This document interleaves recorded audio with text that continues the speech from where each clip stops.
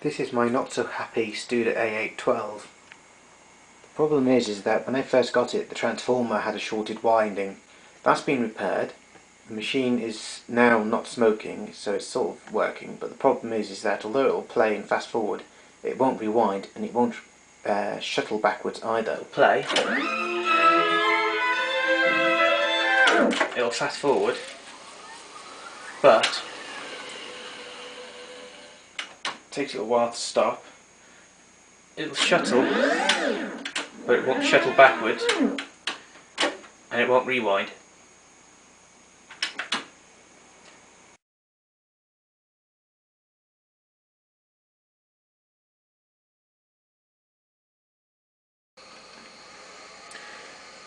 This is the kind of signal you're getting from the test points on the driver to the left-hand reel motor. If I push the tension arm up, you can see that the waveform shrinks, and if I drop it, it grows. This is showing that there's power going to the motor, and it's also regulating the size of the wave to regulate the amount of back tension. In rewind mode, we've got a small sine wave. In fast forward mode, the waveform depends on where the tension arm is, but at the same time it's larger than what it would be normally.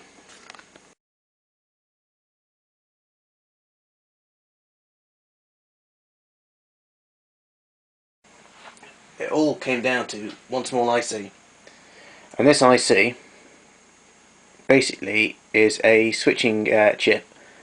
There's a set of 4 switches in there, and basically it gone faulty.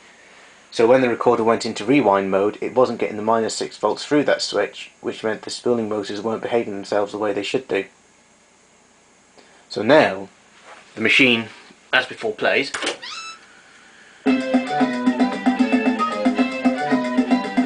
It shuttles forwards, but now it shuttles backwards.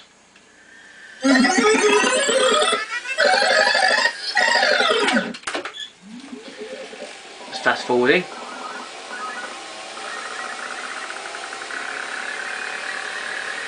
Rewinding.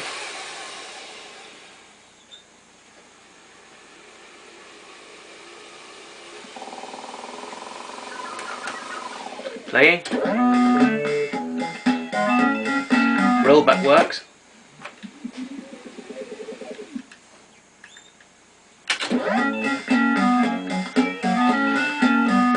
And as you can see, all the metering system works as well.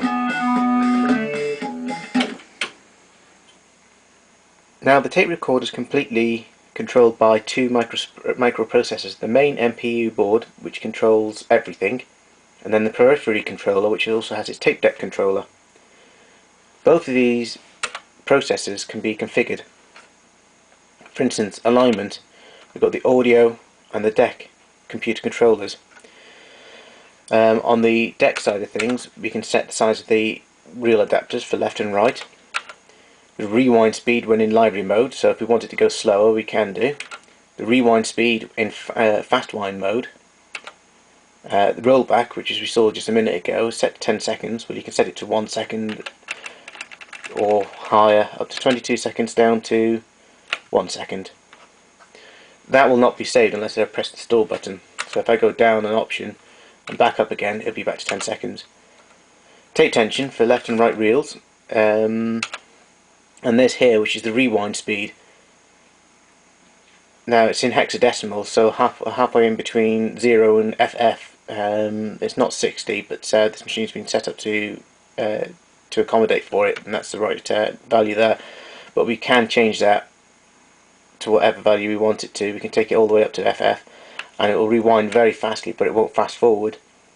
And the same as in the other direction. It all depends on the size of reels. Again, it won't take effect unless I press store. So we've got several different things there. We've also got the serial bus controller, which is RS232 and RS244, as it says here. the baud rate in which it speaks to whatever it's speaking to. This machine can be hooked up to a computer.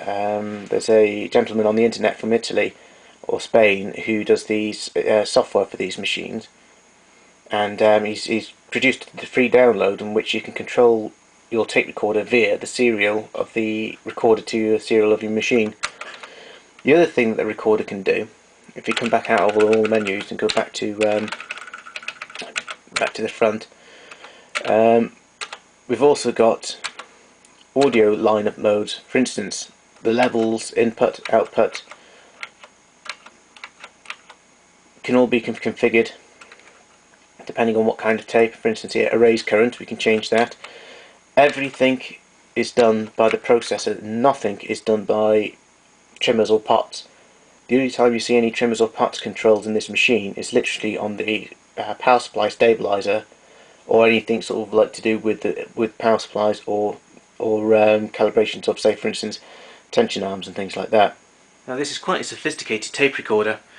It gives you the benefits of the Studer's three major styles of tape recorders, the most popular ones: the A80, this machine can take the 12-inch reels just like the A80, the 810, the smooth style tape transport with tension both sides, and the A807, which had a lot of control functions such as the shuttle controls. Now this machine also has some other useful features that were optional extras on the things, such as the A80, the 807. Well, the 807 had one built in, but the 810 definitely was an optional extra. Is variable speed control, and on this machine it's all computerized. You can save that variable speed to whatever you want it to be.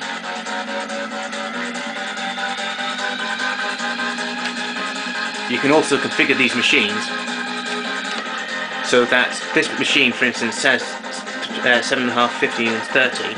Well, I've reconfigured it purely by changing the software parameters, and now it will do 30,